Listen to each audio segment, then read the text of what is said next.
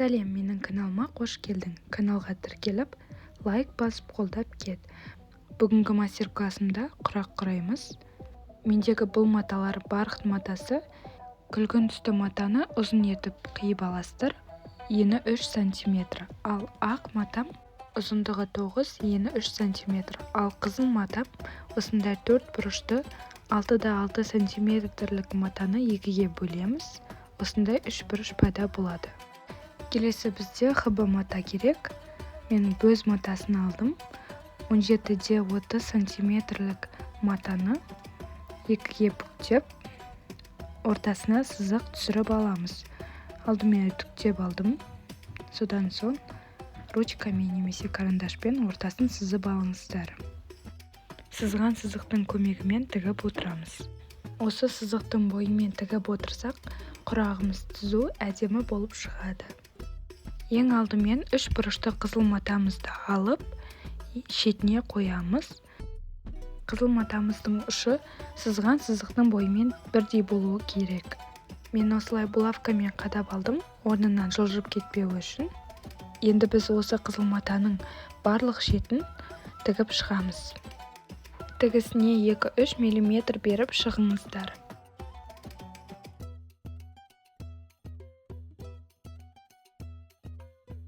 Тігіп болған соң осылай жібімізді қиып тастаймыз.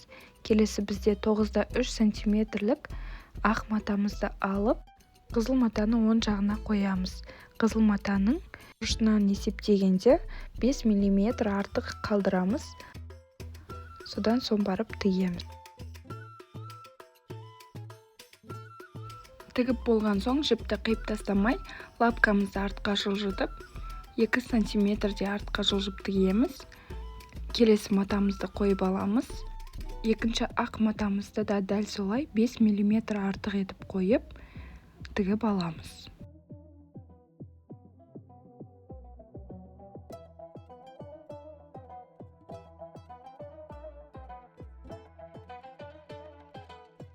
Екінші ақ жолақшамызды тігіп болған соң, келесі қызыл бұрышты матамызды қойып аламыз. Алдымен матамыздың ортасын осылай карандашпен белгілеп алсаңыздар болады, қайырып. Содан соң барып осы бірінші тіккен қызыл бұрышпен соның үстіне 5 мм артық етіп қойып, үстінен тігіс түсіреміз. Сызықтың бойымен бірдей болуы керек.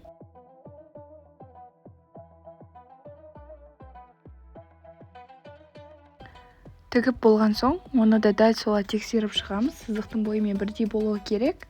Келесі ақ матамызды қойып, тігіп аламыз. Жалпы бұл құрақты осы мен жасағанда видеоға қарап, жасап істеп көрсеңіздер, дәл менікіндей шығады. Дәл осы тігістерді қайталап жасап кете береміз. Бөз матамыз таусылғанша дәл осылай тігіп кете береміз.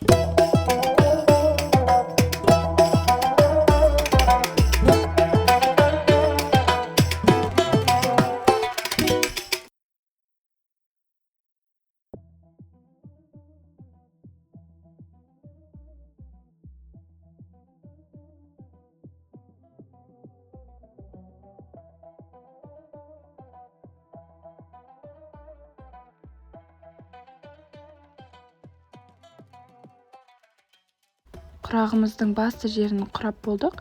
Енді құрағымыздың шетіне күлгін түсті лентамызды қосып тігіп шығамыз. Сіздер кез келген түсті қолдансаңыздар болады.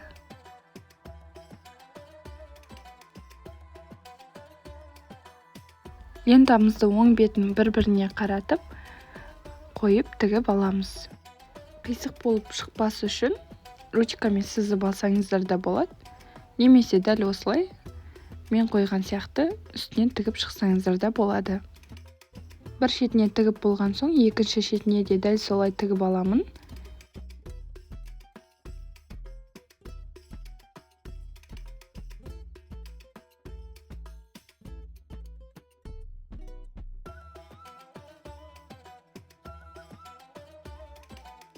Екінші шетіне де күлгін түсті лентамызды тігіп болған соң, осы тіккен құрағымыздың барлық шетін тігіс түсіріп шығамыз. Шетіндегі тігісіне 2-3 мм береміз.